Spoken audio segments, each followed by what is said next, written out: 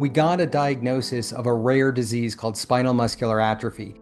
And we were immediately told that Ryan would not have a long life. So don't expect him to live to his second birthday.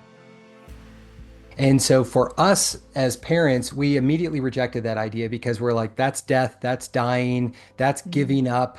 We need to find hope. We need to find a cure for this kid. We just need to be able to believe that this kid's going to live longer than what they're telling us. Kia ora. Hello, hello. Welcome back. This is the Let's Talk Near Death podcast. We explore life, death, experiences in between. Today we are chatting about loss and grief. So I'm just putting that warning out there. This is going to be an amazing conversation because I'm chatting with Jonathan Cottor. His life was transformed by the loss of his son. It's a story of how that loss and grief then transformed into something which would go on to help many, many, many families. It would help many people around the world.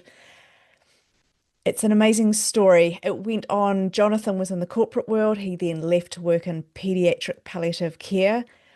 I'm not going to share too much about his story because I'd love you to hear it from him.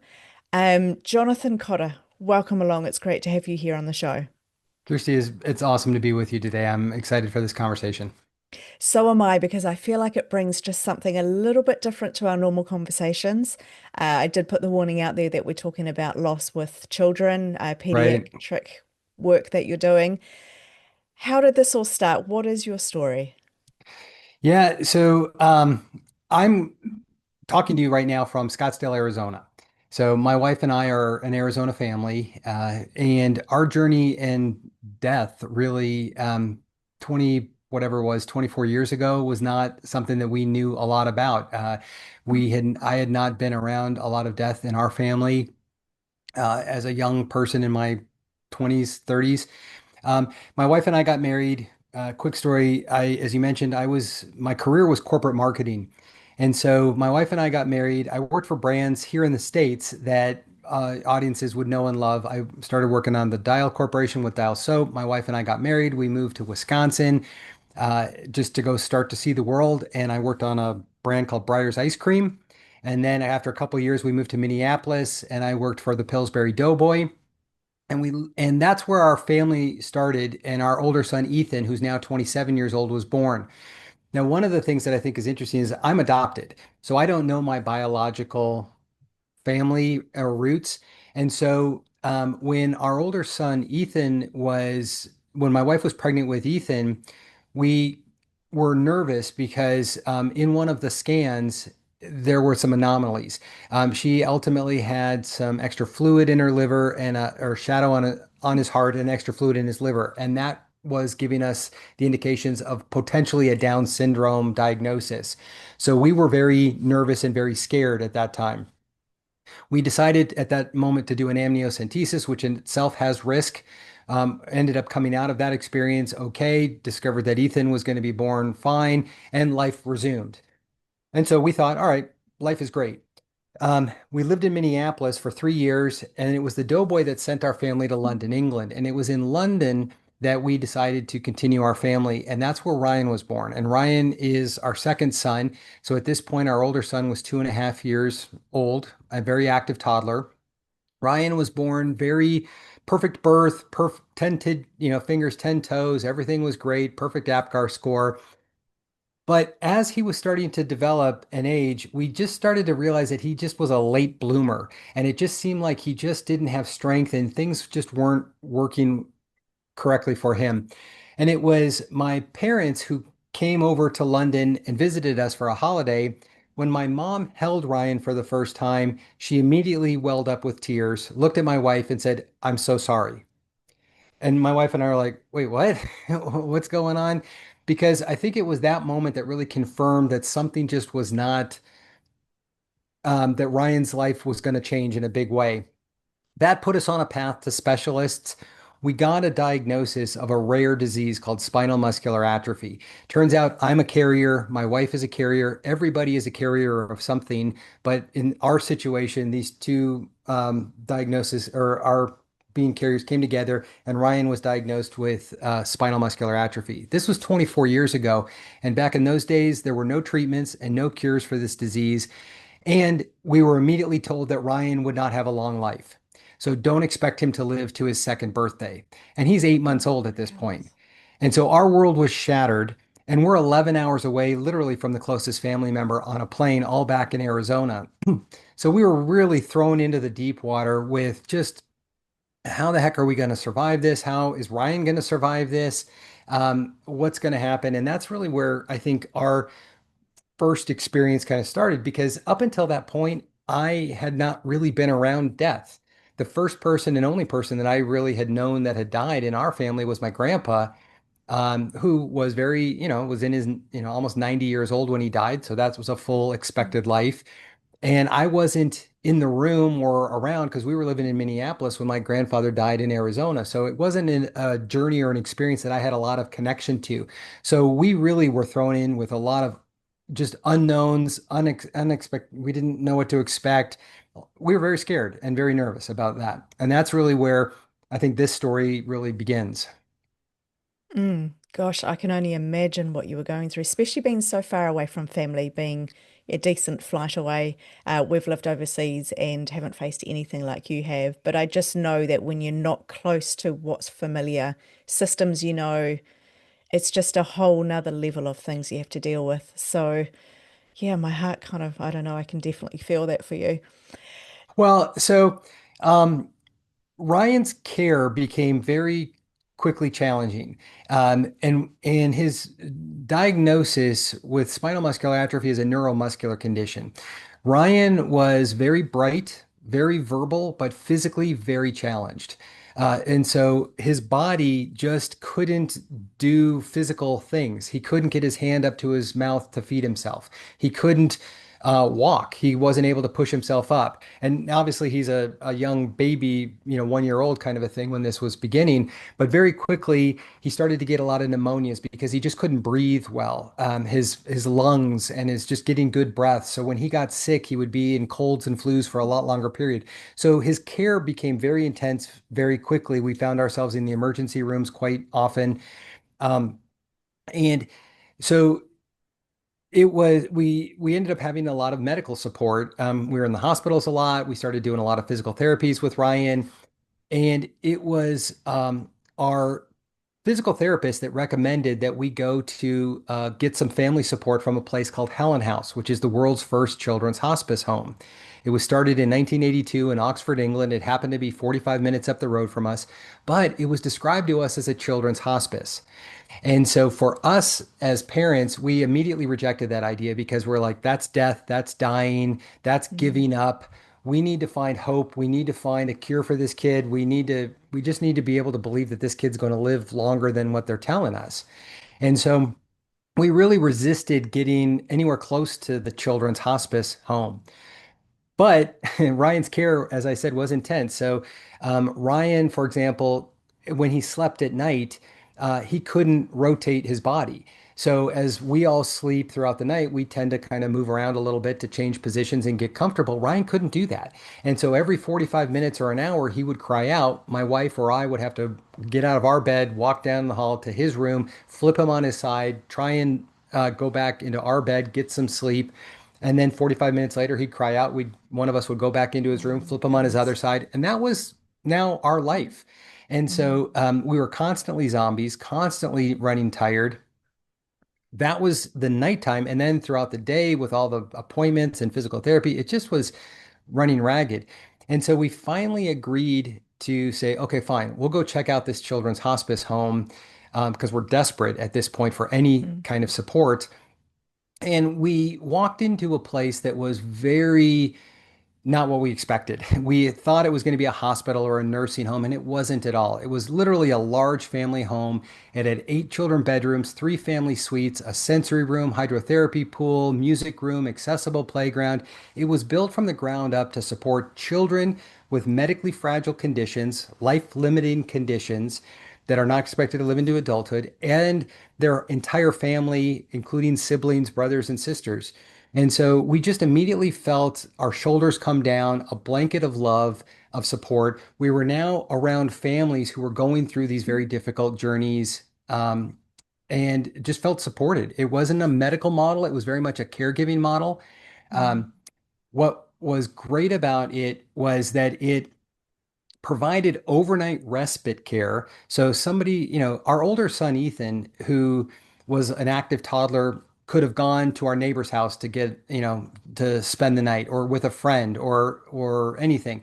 But if we asked somebody to care for Ryan, that was a whole nother level of care. Somebody had to Mm, take responsibility. What if he stopped breathing? What if, would you remember mm, how to transfer him without breaking one of his bones? Would you remember all of his medicine routines throughout the day? So having an opportunity to really entrust a team to care for Ryan so that my wife and I could finally get an uninterrupted sleep was just everything. mm.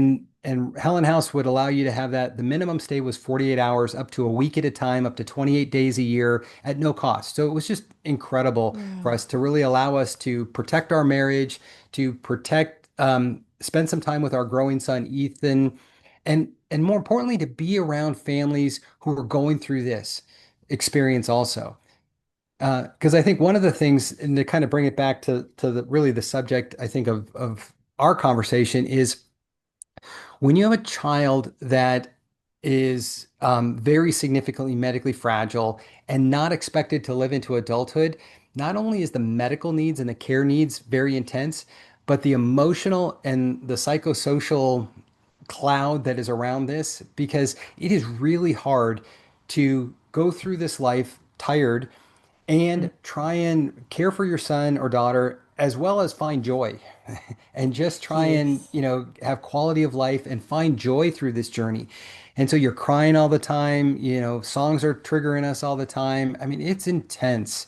And so Mm, just to be able to be around other families who, okay, your son or daughter may have a cancer diagnosis, and my son has a neuromuscular condition, or any of the other thousands of rare diseases that I can't even pronounce, there's a common bond. There's common, our hearts are connected because we're just going through this really challenging journey and we can cry on each other's shoulders and we can share pictures and share stories, and just mm, the sense of community and connection is just so powerful. mm, mm. 100% agree with that. I've seen a lot of people in, I wouldn't say similar situations, but situations where there is so much support in having people go through the same thing. And we see this in all areas of life, I suppose. But when you're that exhausted, when you've got that much going on, and sometimes it is just literally unbearable.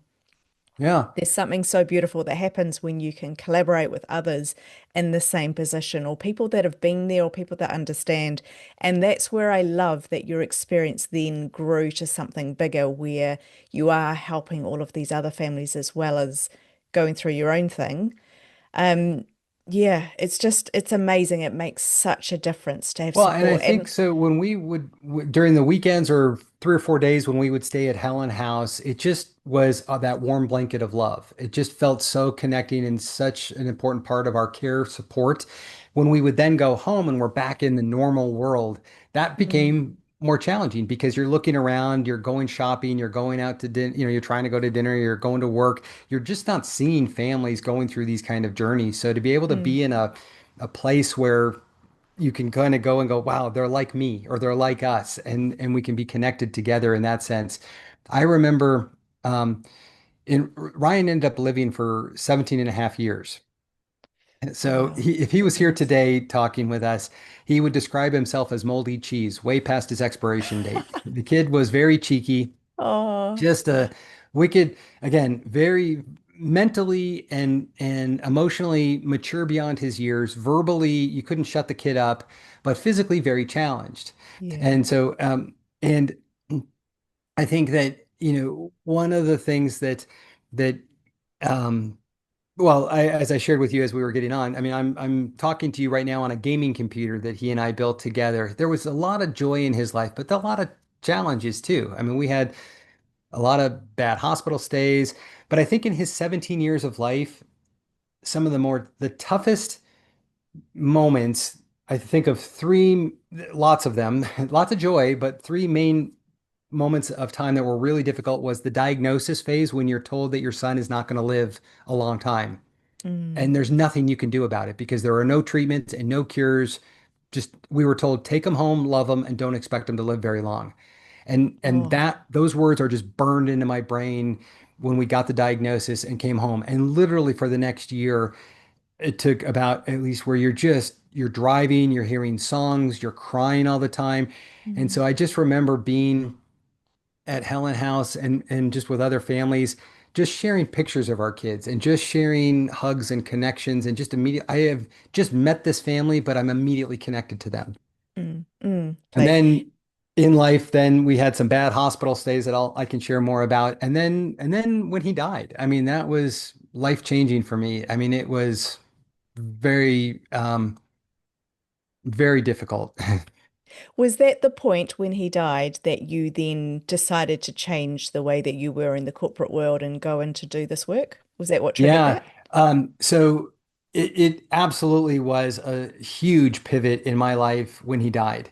And that was in 2018, in December of 2018, so almost 7 years ago at this point.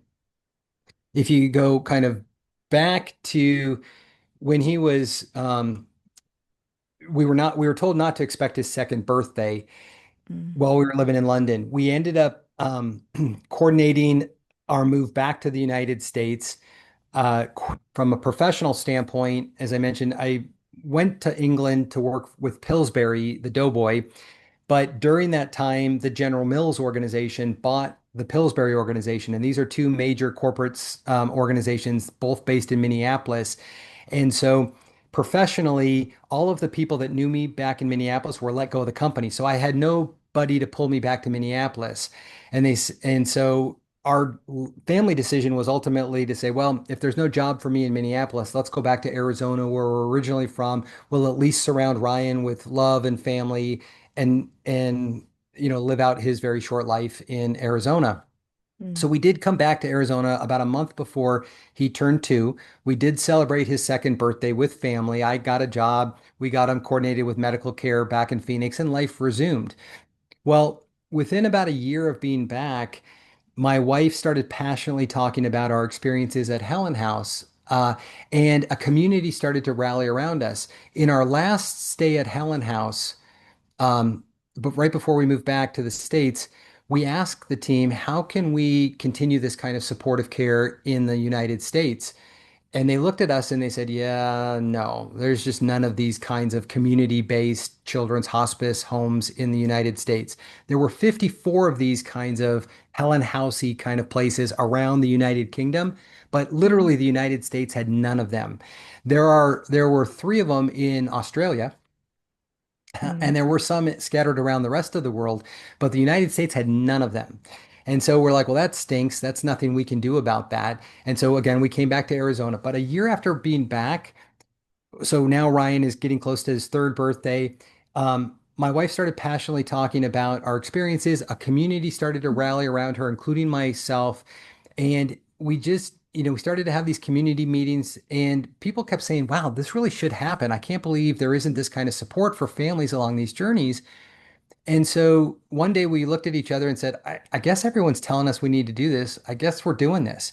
And so we then made the decision to incorporate Ryan House, named for our son, mm, very much modeled after the Helen House experiences that we had had, and brought that model to Phoenix. And again, I say that we came up with the initial idea. It was never our intent to start a nonprofit. It was never our intent to kind of do this. It just was very mm, organic. It was the right family at the right moment of time. It was spiritual, it was kismet. It was just, we talk about the stars aligned because the community came together, really decided to support this, recognize that children die and that those families have very difficult journeys, and we need to do a better job of supporting them. So we incorporated Ryan House in 2004. We were very fortunate to get some amazing community leaders involved in our project that helped us really raise money and scale this thing, because my wife and I had no idea how to do any of this stuff. mm. 6 years later, we actually opened the door. So in 2010, we had opened the doors for Ryan House here in Phoenix, Arizona. So it's been open now for 15 years.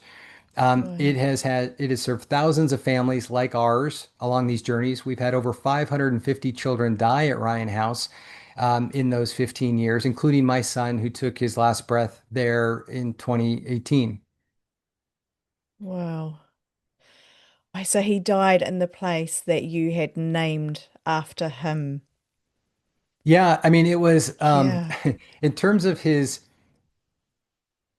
and I haven't really shared this with others as much, and so, but I will talk a little bit about this. Is that Ryan didn't need to die the day that he died. Ryan was 17 and a half years old. He was halfway through his senior year of high school. Um, he used a power wheelchair for mobility. He was very committed to be independent. He wanted to go to Arizona State University and go get his degree in video editing, and he wanted to be a Mm. podcaster and do what you're doing.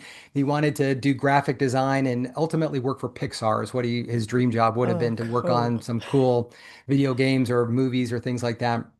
And all that stuff was set. And his goal was to move out of our house to Arizona State University and get into the dorm. So we'd already kind of coordinated all of that. He was ready to go. And then the morning that he died, he went to school like he always did. And at 10 o'clock in the morning, um, he had to use the urinal and go to the school nurse for his medicines, as he always did. He did that. And unfortunately, when they were doing a urinal with him, some urine spilled on his pants. Fine, that happens. He's 17 years old. They were getting him, that nurse was getting him out of the wheelchair. And during that transfer, his head came down, cut off his air supply, and put him in a medical coma and Oh, basically killed him. oh, And wow. so I happened to be I was an adjunct professor at that time teaching a class. My wife was a consultant and what had her phone off and was not reachable at that point. So the school called me and said, hey, your son is having problems breathing. You need to, we're ambulancing him over to Mayo Hospital. And I'm in Arizona. Mayo Hospital is world class. It's an awesome Mm. hospital, but it's an adult focused hospital. And I'm like, okay, a lot of new information here. First of Mm. all, can you put him on? I just said goodbye to him this morning. What do you mean he's having problems breathing? Share, put him on the phone. And they're like, no, no, no, he's on an ambulance. He's going to Mayo Hospital. And I'm like, well, why are you going to Mayo Hospital? Why aren't you going to Phoenix Children's Hospital where he's had 17 and a half years of his care? That's where all of his doctors are. That's only Mm. a couple more minutes down the road. Go to Phoenix Children's. I'll meet him at Phoenix Children's. They're like, nope, the protocol means we have to go to the closest hospital. That's Mayo Hospital. He's going to Mayo. And I'm like, you're not listening to me. I can't get you to divert Mm. him. I tell my students, hey, I got to go. Class dismissed. I get in my car, haul over to the hospital. I'm now going to a hospital that I have never been to. It's it's close by. I've seen it from the freeway, Mm. but I've never been inside there. I never had a reason to go inside the hospital. I find a parking spot way out in the boonies. I come running in the emergency room, I am barricaded. There's a wall of adults barricading me coming into the emergency room. I see the a guy in a suit who turns out to be the principal of the high school, whom I've never met. I have the chaplain of the high school, whom I've never met. I have the police officer from the high school, whom I've never met, and a wall of doctors. And I'm like, where's my son? And they're like, well, we need to talk to you first. And I'm like, no, no, no, where's my son? And they Mm. said, well, we need to talk to you first. And I'm like, I literally physically push my way through this wall. I start going into all of the pods of the emergency room bays Mm. looking for my son. And I've seen Ryan in rough shape, but never like this. I mean, he was literally intubated. They had cut his clothes in areas, so they had tubes all over this kid. And he's on his side. And I'm looking at him going, um, hey, Ryan, Dad's here. I see his eyes flickering. I think he can hear me. He can't Mm. talk because he's got a tube down his Mm. throat. Turns out, I don't think he could really. I think those were medical convulsions from just flickering from his eyes. And at that point, his brain was already swelling and he was basically in a medical coma. And I can't Oh. reach my wife.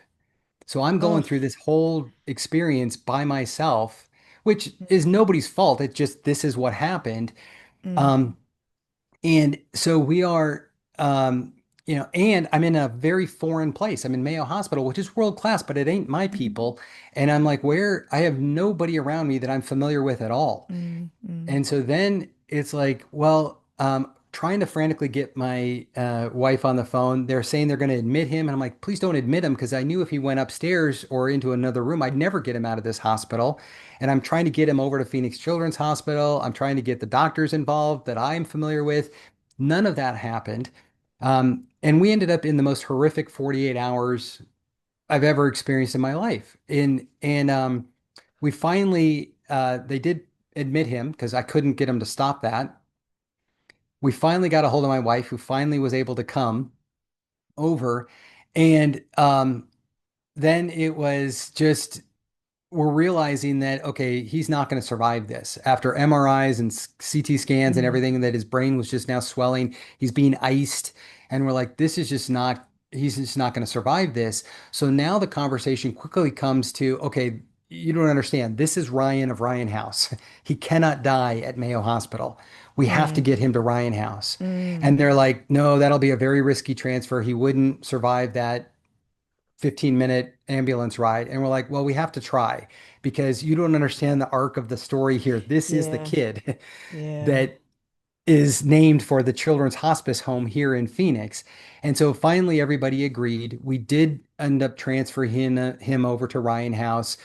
He there was then able to get surrounded by his doctor. All of our family was able to be there. And it is there where we extubated him. And then 30 minutes later, he took his last breath. But it was a brutal 48 hours.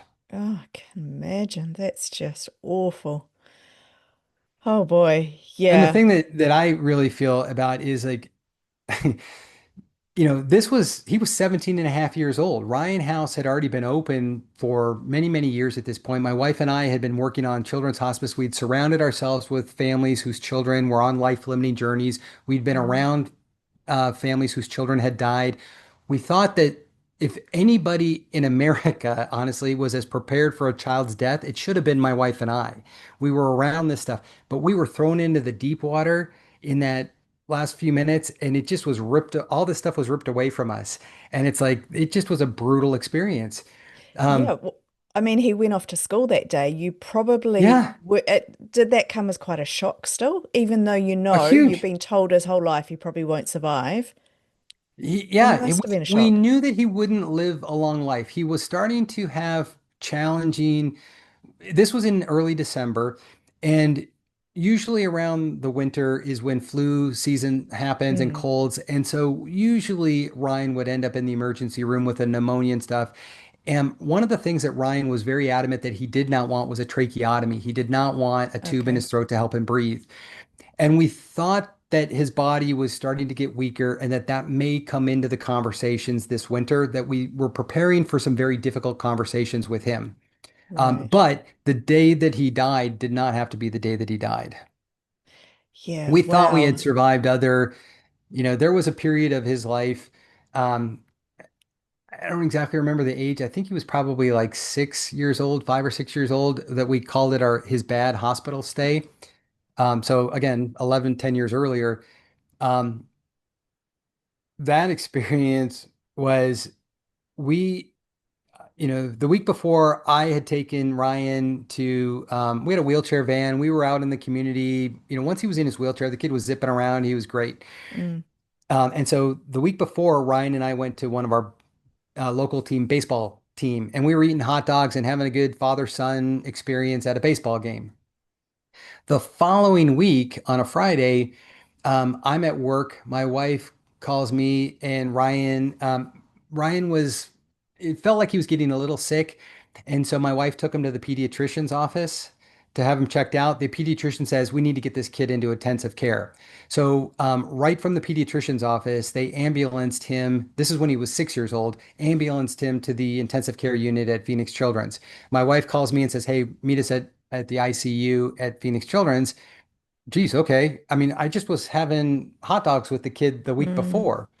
And mm, so we zip over to the intensive care unit. We get a lot of new devices that were introduced to us. There's a machine called a cough machine, which is, it kind of goes over his mouth, and it helps him, it basically blows and sucks. And it helps a kid like Ryan get a fuller cough. So he couldn't, if he had mucus or things mm, during a cold, he couldn't get a good cough out. So the cough machine helped with that. The problem with that, and we also got a BiPAP machine for him at night, so that would help him breathe.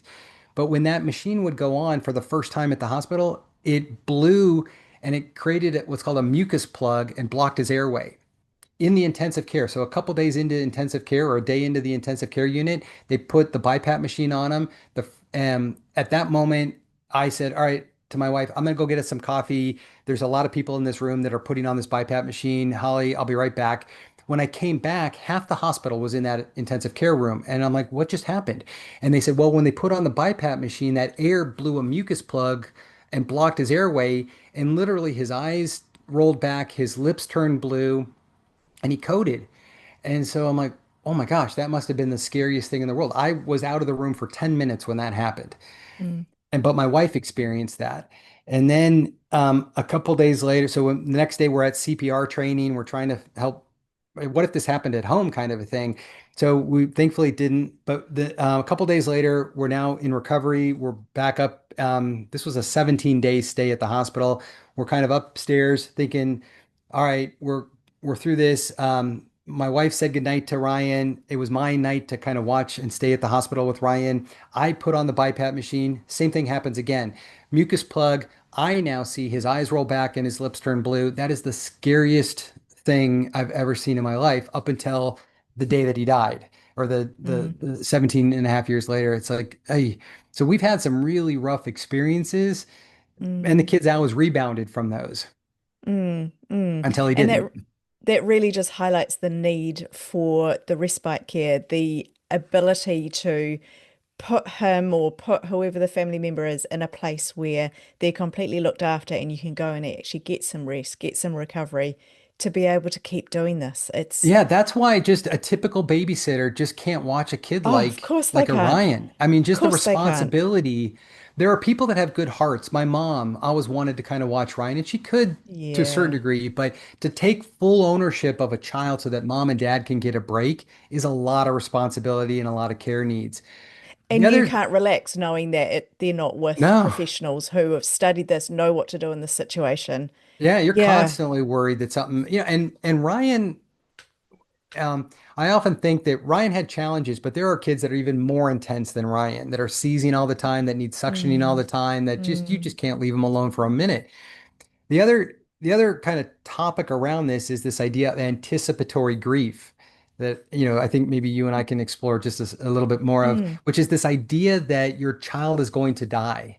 And how do you kind of cope with that feeling? And how do you cope with that emotion? And how do you find joy throughout this journey thinking about, well, should you be planning the child's funeral? What are you going to do when the kid dies? And just these are things that typical families shouldn't have to deal with, but they do.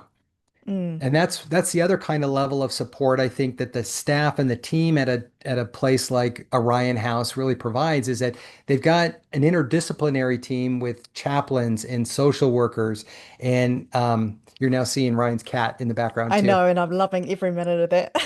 That's Ryan's cat, Mickey. Um, Mickey, oh, he's really a dog, beautiful. but he's in a cat body. Oh, And so this idea of anticipatory grief, I think, is really, really important to support these families on that have children that are not expected to live into adulthood. And it's mm, the emotional support that makes this journey so, so difficult. they're such big conversations, aren't they? It takes a Yeah. certain group of people to be able to hold these conversations. So you touched on a point earlier, Jonathan. You talked about how when you were first introduced to Helen House and you heard that it was a hospice home and you were hesitant to go there, you sort of didn't Yeah, we want to full have on that rejected support. it. We're like, Yeah, we're okay, absolutely rejected not it. going there. Yeah. But then when you did go there, you're like, wow, this is amazing. This can really help us. You found your people, you found support, you found people that could really help you. Is that something that you've seen in the work that you're doing, people rejecting what you're offering? Yeah, it is a common, until you really understand what the support is, you don't understand what the support is. There Mm, is, generally society has heard of the term hospice, and oftentimes people just associate that with death and dying yeah, and giving up. And yeah. so, you know, most, the reality of life is that you're born, you live, and you die. Mm, And some of those journeys are long. My dad died a couple of years ago at the age of 90 years old. That's a full life. Yes, he had early dementia and some issues at the end and fell and was in a rehabilitation place. And helping care for my dad in those last few months of his life and helping to support my family going through the death journey with my dad, I was able to draw on my 17 years of experience with Ryan to then help my family, coach my family through my dad's own death. That was very, very mm, happy, but, or I mean, helpful. Mm, But hospice, I think, is very much associated with those last few months of life, last 6 months of life, or last few weeks or days of life. There's a term above that called palliative care, which is really just about those that are really having severe medical conditions, that have very difficult journeys, that just need emotional, psychosocial support, and medical support along the whole journey. And then when it becomes towards end of life, then that palliative care becomes even more specialized as hospice care. And then it's really about pain and symptom management and lots of morphine and comfort and just really those experiences about how to just enjoy those last moments of life together with your person. mm, Um, and I think that what when you try and apply that to a child, the challenge with children is that children are also very resilient. So again, my son was diagnosed at 8 months old, not expected to live to two, and lived for 17 and a half years. So I mm, guess kind of the question is, when was he never not in hospice, but he never was really last moments of life? Because it mm, happened in a mm, traumatic event at the end where all of a sudden we found ourselves in the hospital, but he never was officially recognized as hospice. But mm, yet we kind of lived with that underlying theme the entire 17 and a half years of his life. mm. So that's more of that palliative care, isn't it? That Yeah, that it's level just above helping support the hospice. families for all their needs that they have. Yeah, and because we see this so often, I see this in the work that I do, that families, I wouldn't go as far as saying rejecting, which was your Right. word, but just pushing back on we don't want hospice involved. We don't want to go to hospice. And then you get to hospice and they just are such amazing places, Yeah. incredible people, incredible work that can truly help. So I wonder if it's an aspect of maybe they feel like that's actually defeat or giving up or admitting it's the end in some way when it doesn't have Well, to I mean, be. and I'm of an age now where I'm kind of that sandwich generation where because Mm, my parents and my wife's parents, we've had a lot of elder death in the last years, and just as recently as a month ago when my wife's dad died, and he was in hospice. And having now been around this topic a lot in my journey, what I've learned, and I think anecdotally, I've never really actually seen this, but I've heard through talking with many hospice organizations and things, is that most people for adult hospice, even though they're eligible to have hospice support technically in the last 6 months of life or the last year of life, most people don't bring hospice support into their journey until the last few days of life. Is that the yes. typical hospice stay is usually like 7 days or less. Mm, And that's really mm. sad. I mean, I just wish people felt more comfortable with it, realized that it is a supportive part of the end of life journey, and you know, take it. I mean, it's very important. And then you have bereavement. I mean, we can even talk about the what happens after death. Um, and that's really a tough. And I'm 7 years in almost with Ryan's death, and I think about this kid all the time. I mean, Mm, he is definitely my motivation. So when you asked, Ryan's death was significant to me. It mm, was when you have a family journey like we've had for 17 years, in the last few years of Ryan's life, we had a lot of supportive care in this room. So those that can see us right now, I don't blur out my background because I I'm love clearly it. in Ryan's bedroom. Yep. I love it for those on the audio version. There's posters up on the wall. You're very obviously in a Marvel gaming posters, room. Doctor Who posters. Some of these are Yep. autographed. I mean, so my Oh, son had love an it. awesome life. Yep. Very, very challenging, but we had some high highs. I mean, this kid Yeah. was just amazing. And so I love being in this space. I love being in this room. This is where I home office. This is the work that I do is out of this room. Ryan is clearly my North Star. He is the fuel that drives my passion. Um, and I love being in this room because this is not the room that he died in. This is the room that he lived in. He Oh, yes. officially took his last breath at Ryan House, which completes the arc of Ryan House. And he basically, had those 48 hours at Mayo Hospital. When he was at Mayo Hospital, which is a beautiful hospital, the people there, I couldn't say enough about them, but they weren't my people. Mm, And so mm, during that 48 hours, I'm down in the cafeteria just trying to get a momentary break during that last 48 hours. And I'm looking around going, this is not, I don't know anything about this place. I don't know, Mm, there's nothing familiar about this. I am so out of my element. And if there's anybody that should be in their element, it should have been me. So I felt kind mm, of like we built the children's hospice home for this exact experience, and we're getting none of this. mm, And I just, mm, that really hit me. And so, what ended up happening when Ryan died is that the other thing, I guess what I was going to mention is that in the last couple of years of Ryan's life, in this bedroom, we had nighttime nursing. We finally agreed to have nurses come into our house. We were able to secure nursing, which is very difficult to do, but we had nurses coming into our house 5 nights a week for the last 2 years of his life. So there was activity in our house all the time around Ryan's care. We had aides helping us when he came home from school. He had aides at the school. We had nighttime nursing, so there was just a lot of buzz and activity, and we mm, were still as a family very involved in Ryan House. Well, when your child dies, all of that stops immediately. mm, And mm, now you're in a, because you don't need nighttime nursing literally the mm, next day. And so all of a sudden you're in a house that's very quiet and it's just driving you nuts because this is not what I've been conditioned for and what I'm geared for, which I've just, you know, accepted over the last 17 years of his life. And just mm. to go quiet just was driving me nuts. The Um, contrast is very real, isn't it? From busy, Immediately, busy, busy to silent. yeah, you don't get to Yeah. wean off of it. It's No, just it's instant. boom. Yeah, Yeah. instant. And it's that in and of itself is really hard.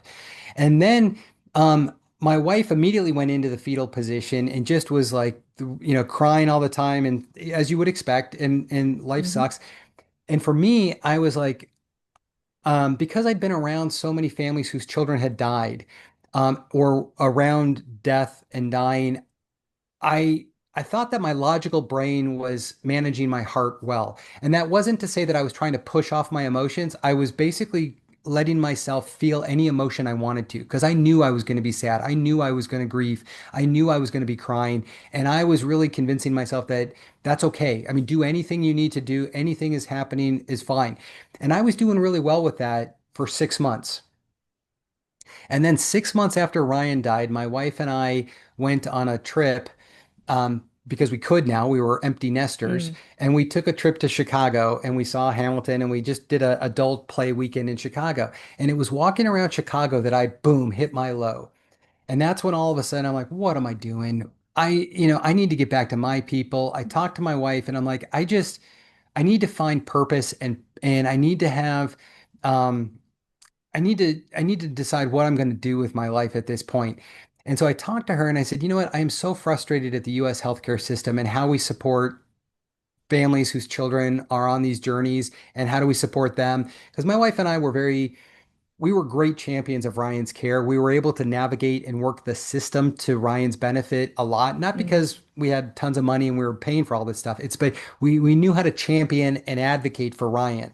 Mm. But a lot of families don't, and their children and their family journeys are really challenged, even more challenged than ours was. And so I made the decision with my wife to say, I want to stop being a marketing person, and I want to go be a public health expert and champion change, and use Ryan's death for me as fuel to really make a difference. And so she agreed, and I decided to go back to school. And after a 30-year plus marketing Mm. career in corporate America, I'd risen to director and vice president of marketing. I just shelved all of that and said, I'm going to go back to school, get a master's in public health, and become a national public health expert. And I did that entire public health program on this computer during COVID. And I went Wow. to a program called Johns Hopkins, which is a phenomenal Mm. public health program in America. Got a great education, but more importantly, I wanted the network because I had to reinvent myself as a national thought leader. And so I did that program in 11 months on this computer, came out of that, said, okay, now what do I do? How do I really impact change? And it kind of is like the beginning of Ryan House when my wife and I never intended to do it. It just kind of organically happened. Well, Yeah, what was right. starting to happen for me now nationally is that these other communities around the US that were struggling to get a Ryan House kind of a model or a Helen House kind of a model open in their communities because it's really hard to do. It's really hard to raise the $3.5 million a year that it takes to run Ryan Mm. House. Um, Wow. and and we were very fortunate to have the right kind of community leaders involved with us 20 years ago to help us shape Ryan House, but most communities can't do that. And so we need to basically change the healthcare system. We need to impact policy statements and licensing and reimbursement pathways to support these kind of care models and really get a children's healthcare model in a world that really is designed for adult healthcare. And so people started rallying around me, and we kind of came to the conclusion that there was just no organization set up to do this. So we decided to say, okay, I guess I'm the guy. I guess now's the time. Let's do this. And so I created the National Center for Pediatric Palliative Care Homes. Now, 3 years ago, we created a program brand called Children's Respite Homes of America, and a website called children'srespitehomes.org. And what I've now done is pulled 41 pioneers and leaders across the United States, across 28 states, into now an organized coalition to try and Wow. champion these kinds of models. And so England had 54 of these houses. Our Mm, country is 5 times bigger than England. We should have hundreds of these houses across mm, America supporting these families. We have three mm, in existence. mm, Ryan House is the second. There's another one in California and one up in Minneapolis. And so this now organization is really about how do we, scale, strengthen, and sustain these kinds of models. It's really about advocacy. It's about support. And it's really about using my passion with and the fuel from Ryan as my North Star to say, we just got to make a difference and help support these families along these just very, very difficult journeys. mm, mm. As you're speaking, Jonathan, just the most enormous gratitude is welling up for me. Now, I don't know if I'm feeling that for listeners or feeling that for who the families, but just this enormous gratitude of I am so grateful that you followed that little inkling. We talk a lot about purpose and different things on this podcast and, what is our life meaning and things like that. And I feel like it's often in the little promptings that we follow what we're meant to be doing with this life. So, Yeah, yeah, 100%. I it's mean, I like an loved my excitement. career. I loved my marketing career. I really felt, Yeah. blessed to be able to have that kind of career. But when Ryan died, that changed everything for me. And I have to be, I mean, when I was getting to certain jobs in my corporate world, sometimes it was becoming a job. And I loved it, but it was just, you're kind of going through the grind. Just a I job. wake up every morning now, I walk across the hall, I rarely wear pants. So I, We these don't need days, to because you're know. yeah, because you're Zooming all the time now. And I love Yeah, this yeah. because I can interact with people from all over the world, from all over the country, and we can help build a national movement on equipment that Ryan and I built together Ryan is present in me all the time now. He's definitely my North Star. Yeah. I love it how you say that, the North Star. Yeah. Do you I, think, looking back, do you think that this is why all of this happened, why your life journey has been like this? I don't honestly, I don't consider myself a religious person, but I definitely have learned to be more of a spiritual person. I just think that Yeah. I just really, um, some of my favorite people are chaplains that have been involved in this kind of a care. They're just such warm, wonderful people. And I just love Mm, the connection and just thinking about this stuff. We had Ryan cremated. hmm. And when that was time about, okay, what do you want to do with his ashes? And we're in the mortuary place who's showing us the wall of urns, and we're looking at these going, these are very beautiful, but these are not Ryan. This is just not, this doesn't speak to us at all. And we decided that we wanted to get something custom made. So we found an artist on Etsy and created a custom urn for him, which is a Doctor Who TARDIS. Oh, I And I don't know if love you're that. familiar with the Doctor Yes, Who. love that.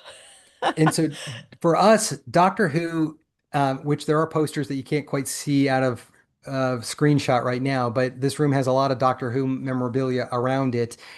Doctor Who was very special to us because it's a British series.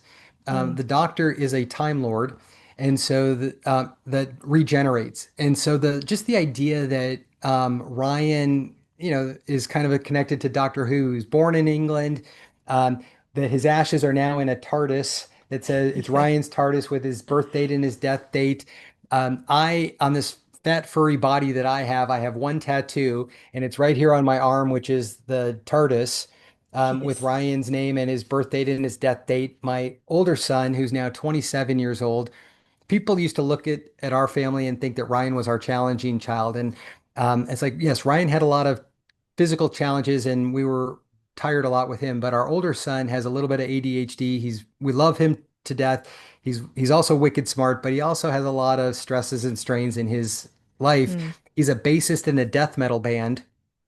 And Wow. and so at this point he is well inked, shall we say? And so Yep. this tattoo that I've got is on my older son's forearm. That's just how I keep him present with me all the time.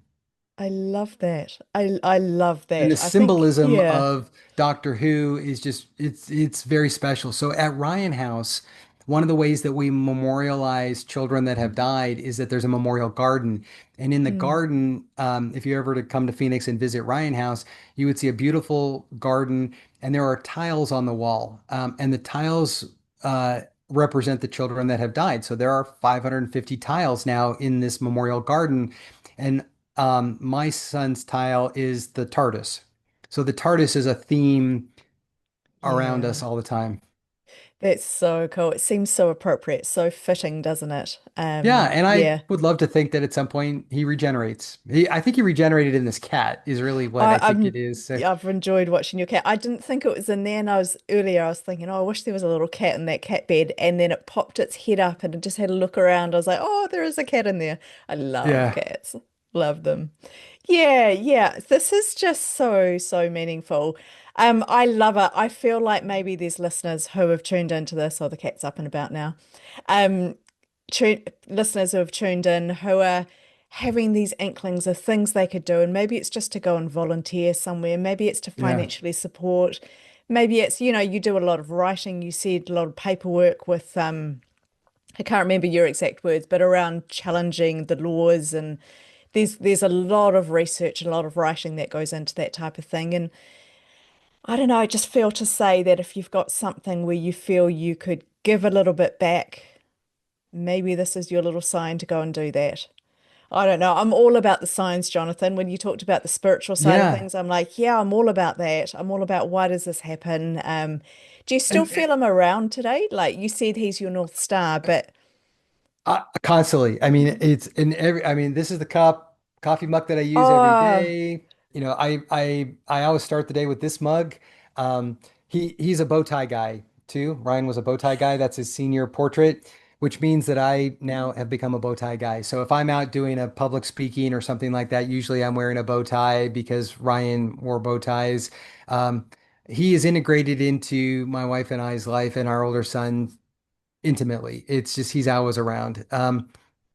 Yeah, and I just I love it brings back to life with purpose and life with vision, and just you know any of your audience members that can kind of find any inspiration or purpose through this stuff. It's just do what you love and find for me, I I cry a lot. What I also really love about Ryan's journey and the technology that was around in his lifetime is that Ryan was a YouTuber. So he has a lot of he was a very cheeky kid.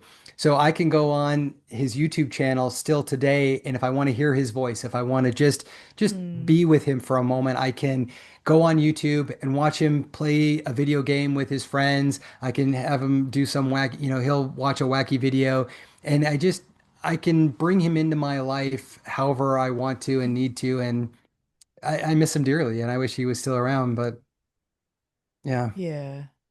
What I love, Jonathan, is just the amount of goodness that's come out of that hard, hard experience that you've been through for you, your wife, your other son, yeah. the people around you, the families that love your family. It's obviously been incredibly, incredibly painful, but there's so much goodness that's come out of it. And now you're in a position to help other people. And for me, that kind of just makes it come round full circle, makes it all, maybe that sounds a bit harsh to say it's all worthwhile. Do you know what I'm trying to I mean, I say? do. I think that I wish his Yeah, life was a lot longer, but it was absolutely full of just positive memories and joy. And yes, we had very difficult and challenging moments and stuff, but I wouldn't trade it for anything. I mean, yeah. That's it. I wouldn't trade it for anything. And I love the way your eyes light up when you talk about him. There's a lot of goodness that's coming out of what you've been through. So I love that. Yeah. Jonathan Cotter, thank you so much. I think I'm going to say thank you for the work that you're doing more than coming on the show. Like, I'm grateful that you're here. I'm grateful we've had this conversation, but that feeling of gratitude that I talked about is really just huge right now. So, thank you for responding to whatever that little inkling was and doing what you're doing. And we wish you the absolute best. Thank you very much. Really appreciate the conversation.